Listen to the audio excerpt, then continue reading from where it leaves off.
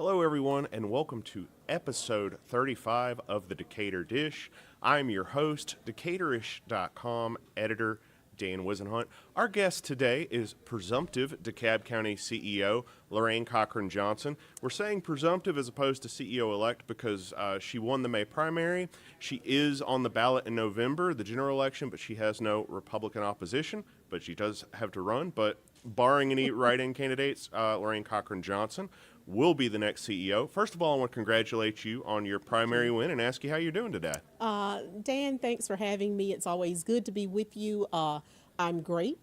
Thankfully, things are beginning to settle down, and I'm really excited about the opportunity and proud that people have entrusted me to move DeKalb forward. Well, you've got a lot of work to do between now and taking office on January 1, so I want to get into that. Real quick, who is on your transition team right now? Let me say that pending notification to those individuals, I will say that I have chosen 10 individuals that will serve primarily as leads in the transition, but I have chosen 65 community members who will serve on various task force that's associated with the transition. I am thankful that I have the luxury of time because it has been quite a task. Of course, as you know, DeKalb has a total of 19 different departments.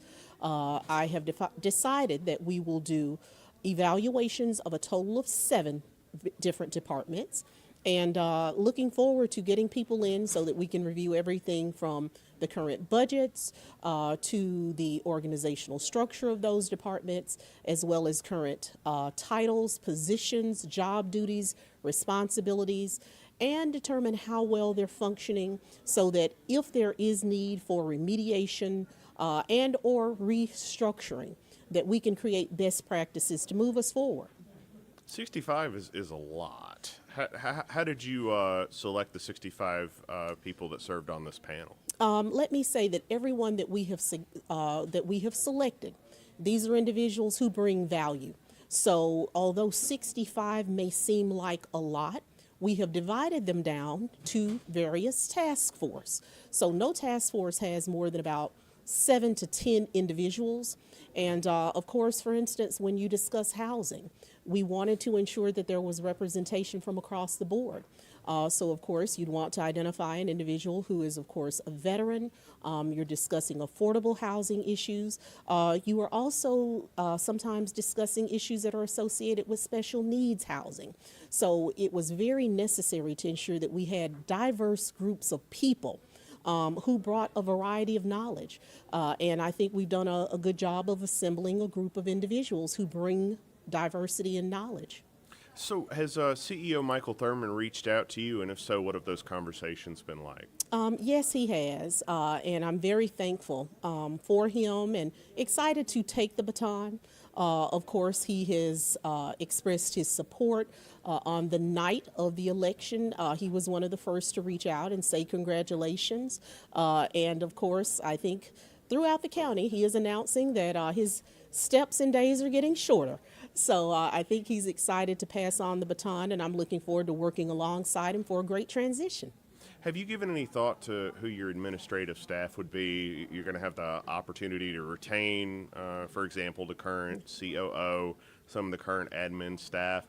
Do you anticipate retaining most of Mr. Thurman, CEO Thurman's administration, or are you going to put your own people in place? Let me say that we are currently evaluating and receiving resumes from individuals that are qualified, and we will review all positions.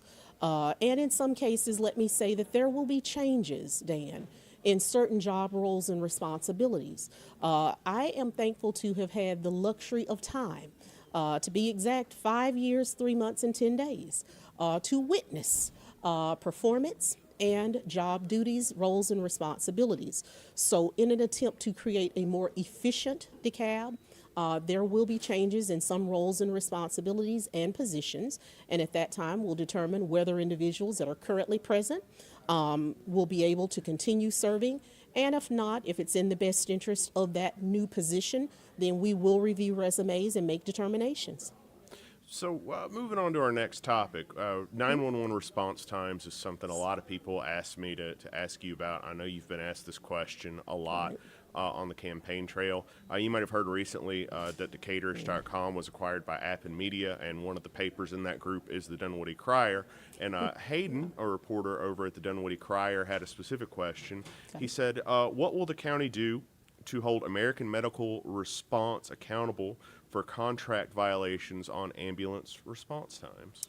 Let me say that with our current contract that we have with AMR, if there is a service delivery that is outside our state guidelines, of course there is a fine to AMR.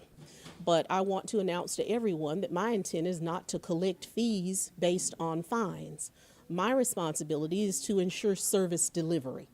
It is also public knowledge that, of course, a recent study indicated that currently AMR only responds 20% of the time according to state guidelines. And I think that was alarming for everyone because when there is a medical emergency, you need prompt service. We should not miss service delivery. So let me say that I have had conversation with a variety of individuals that are within the industry to begin localizing where the problem lies. And currently, you know, there's a difference between theory and in practice. And theoretically, based upon the current amount of ambulances and emergency medics that we have, we should be able to render service on time. However, in practice, what we're finding is that doesn't work. I'd also like to put everyone on notice that currently the DeKalb County emergency system, 911, is the 8th largest in the United States. It receives the 8th largest call volume. And I think that's a conversation in itself as to why we receive so many calls. And also rerouting individuals, because we receive an inordinate amount of non-emergency calls to our emergency line. So I think there's some education that's required, but I also believe, based upon my initial research, that there will be a need to bring online more ambulances and more medics. The contract definitely has to be amended, and we have to determine who, whether or not it's AMR, can provide the level of service that we need and meet delivery guidelines. What about bringing on more 911 operators? Because there's nothing more disconcerting than when you call 911 and you get a please hold message and you're on hold for 2 to 4 minutes. Let me say that that has also been a part of the problem as well. And with the amount of 911 operators that we currently have, I do believe that there is a necessity to expand them. But also, Dan, I have found throughout my campaign and conversations, a lot of people in DeKalb do not have access to or know our non-emergency number. So when they need service, we've got to reroute those calls. So you can expect me to launch a major campaign to help direct calls in the proper way so that we're not convoluting our emergency system with non-emergency calls. Do you anticipate any pushback on that? Some of these problems that you're taking on have been problems that have dogged DeKalb County for years, and in some cases decades. Unfortunately, what are you going to do to overcome that? Because you're going to have a lot of institutional pushback on some of these things. What is your plan for getting around that? Let me say to you that, you know, I've been pleasantly surprised. I have had many departments reach out and actually begin the conversation. I think people now want to see solutions. I also believe that with a change of administration, that there's a certain energy because people want good leadership. They want to know that you care about them, that you care about the people. And to be honest, you know, maybe it's a woman thing, but I believe that people want to have decent order. And with that being said, you know, I'm very hands-on. I think you know that about me. And I do not anticipate pushback. And let me say that when we create rules, responsibilities, and guidelines, because one of the things that I believe is imperative that we do is have each and every employee within DeKalb County sign off on their job description so that there is no ambiguity or confusion as to what you do, So once we erase ambiguity, it creates accountability. And I look forward to being fair and also building strong teams, because at the end of the day, we're a team. And if you can't do your job and you don't want to be a part of a team, then there probably isn't a place for you. But I do believe that the people of DeKalb, the employees, are excited, and I think that they'll welcome the change. It doesn't sound like you're going to be afraid to cut people loose if they need to be cut loose. Is that what I'm hearing? Well, I mean, no one should ever be afraid to cut people loose. We're not here to carry dead weight, but we're also here to provide for the people. And I do want to say that across DeKalb, we have a lot of great people. So I haven't found any individual who was unwilling to engage in corrective behavior or not welcoming to best practices. Oftentimes, there's a lot of science that goes behind decisions. So remediation may be necessary in some instances, but yes, we'll make necessary decisions as needed. Speaking of problems that DeKalb County has dealt with for years and decades, watershed, DeKalb County Water and Sewer. Before you resigned to run for CEO, this had come up, and then during the campaign, there was a report that said DeKalb County is on the verge of a critical failure unless there are millions of billions of dollars worth of improvements. Since you've won the primary, have you learned anything new about that situation that you did not already know related to watershed and sewer? Well, let me say I have learned some new things, but I have kept my finger on the pulse of where we are, because, for those who are watching, if you're not aware, we are already under a consent decree, which requires us to expand, replace, and enlarge our water system. For well over 40 years, DeKalb County did not have a capital improvement program. And let me say that since 2017, when CEO Thurman took office, we had reached a critical state, and he has done a good job with moving us forward. And as a member of the governing authority, we have made decisions that were necessary. Currently, we have funding for Candler Scott water treatment plant through 2025. And recently, that has been what's described as critical. I was unaware that there was a fire that took place there last year. However, the main concern for me is that currently, if Scott Candler goes down, we only have 5 hours of water available to people of DeKalb. Because of the age of that facility, it was originally built in 1942. It was reconstructed in 2007, and we process 150 million gallons of water daily at the plant. CEO Thurman has proposed a rate increase because with inflation, we are in need of additional funds. So we're looking at about $4.4 billion in work to be done, and that $4.4 billion will remediate 2,000 miles of water infrastructure. So as the CEO-elect, it's my responsibility to ensure that whether it's bonds, grants, state and federal funds, also, of course, through the water fees that are charged to DeKalb County residents, we have to continue to deliver the funds necessary for the remediation, because not taking action isn't an option at this point. Yeah, well, let's back up. Did you say there was a fire at the water treatment plant? There was.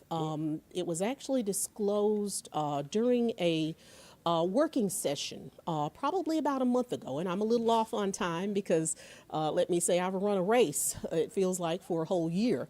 So as I began to go through all of the different BOC meetings and working meetings, that's when I became aware of it personally. Last topic, unhoused, homeless in Decatur and DeKalb. I could say anecdotally, I think I've seen more unhoused people in DeKalb than I've seen in all the time I've lived here. City of Decatur recently said that number has increased dramatically for downtown. Do you have any sense, as you've had these conversations before taking office, as to why? Is it a lack of affordability? What's going on? Dan, I would say that it's a multifaceted issue. Of course, the face of homelessness, I'd like to announce to not only DeKalb but America, is changing. And when I say it's changing, In a 2-year period in Metro Atlanta, we had a 36% increase in rental rates. And for many individuals, it is unaffordable to live and provide basic necessities. So increasingly, you are seeing individuals who are homeless.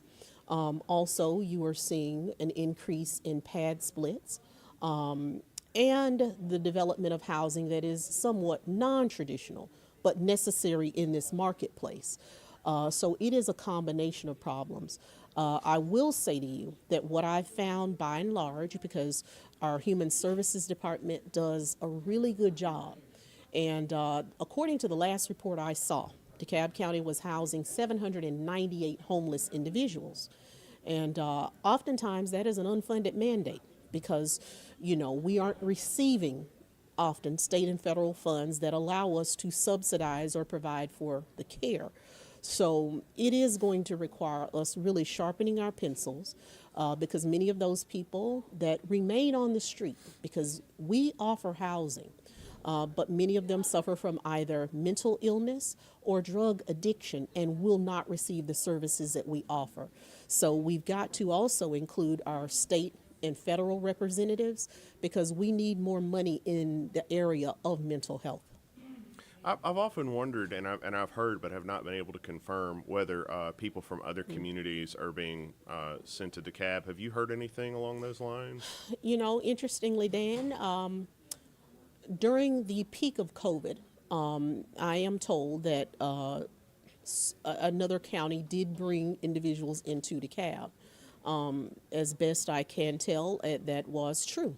And of course, when those individuals and the funding ended for their housing, many of them remained. And during that time, there was a noticeable uptick in the presence of homeless individuals. So there is some truth there. What can the county do?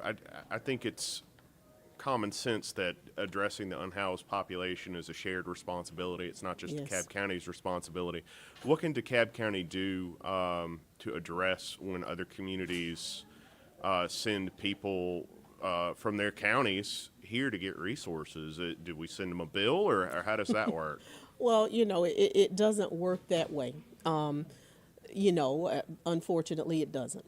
But let me say that we are looking at, and just before resigning to run for office, I had my own housing study conducted through Ernst & Young, and it looks at creative ways to expand housing and to create additional transitional housing. Because oftentimes when it comes to the homeless population, they are in need of comprehensive wraparound services. Everything from perhaps mental health services to job and employment services as well. So we have to create a more comprehensive environment for those individuals that face homelessness. We also have to ensure that housing, which is a huge, challenge in terms of affordable housing.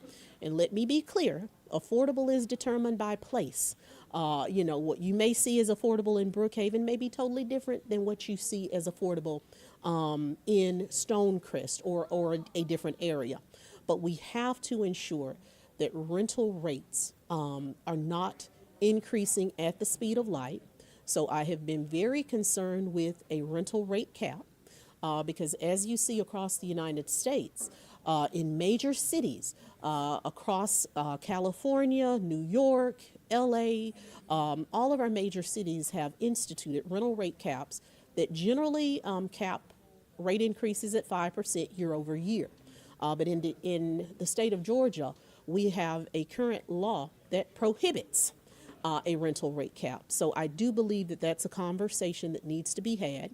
I think capitalism has its place, but we have to be careful because we are creating, we are adding to the problem with the huge spikes we've seen in rental rates. And we're going to have to stick a pin and continue that conversation another time. Lorraine Cochran-Johnson, congrats again on your primary win. Thank you so much for joining us here on the Decatur Dish. We hope you'll join us again soon. I'll look forward to it anytime, Dan. This is the Decatur Dish, episode 35. We air on Atlanta News First Plus every Tuesday at 12:30 p.m. You can catch us on Atlanta News First Plus on the website. You can download the app to your Roku TV or your phone. Decaturish.com is where you can get all local news from Decaturish. We cover Avondale Estates, Decatur, Kirkwood, Eastlake, Tucker, Clarkston, and Stone Mountain, among other communities. And locally sourced news.com is where you can go to sign up for our email list. Until then, we will see you next Tuesday at 12:30. Have a good week, everybody.